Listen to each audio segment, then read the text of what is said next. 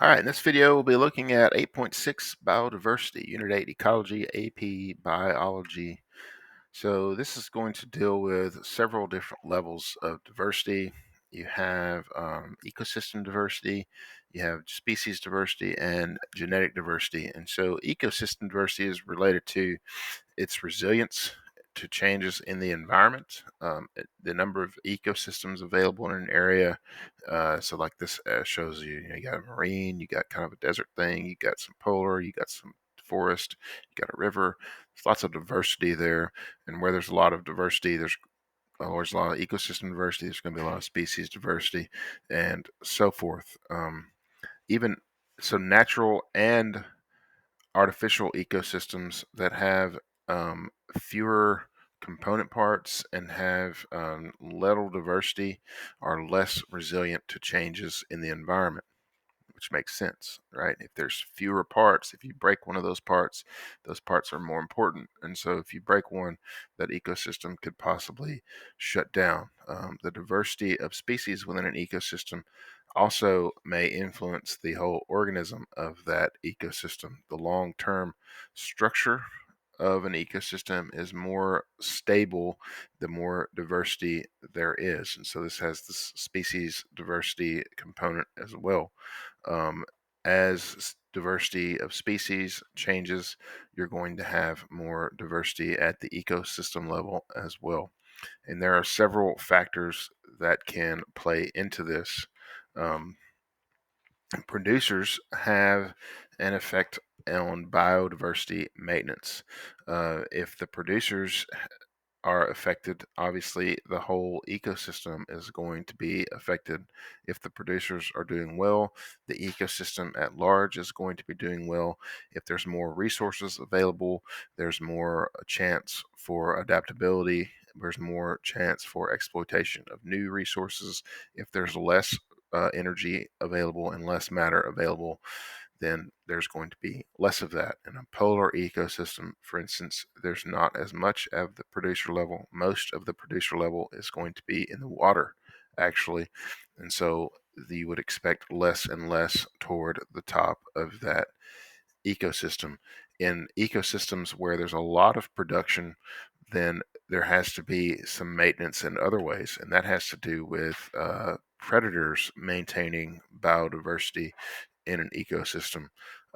Here's a picture of hunting, and why I mention hunting here, because in some ecosystems, predators have been removed because of our own influence there. This is a picture of the Kaibab Plateau, which is famous for this mistake. Um, Several years ago, like maybe even 100 years ago, um, one of the presidents, what's over 100 years ago now, one of the presidents saw the deer on the Kaibab Plateau and called them America's herd. And because of that, the people at the plateau wanted to kill all predators of the deer there, and so they harvested all the predators so that the deer could live free of predators. Well, what happened was the deer overpopulated and ravaged all the resources of the plateau and thus destroyed themselves in doing so.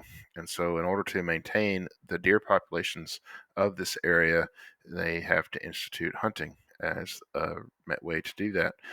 Predators will naturally do this. We talked about the boom bust cycles in the last video. There will be a natural balancing out of predator prey relations, but where that doesn't happen, hunting is often a way to balance that out in order to maintain biodiversity, which is very, very important.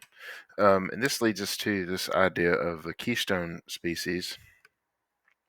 The keystone species is a species that is so important to its ecosystem that if you were to remove it, the whole thing would fall apart. That's kind of the idea of a keystone. It is the stone that's holding everything together, right? And so a species that holds the entire ecosystem together is known as the keystone species. And it's not always the producers. In a polar environment, it is going to be the producers because they're so vital to that ecosystem. But in a more of a top-down system where there's a ton of production, like this is another picture of the Yellowstone wolves again.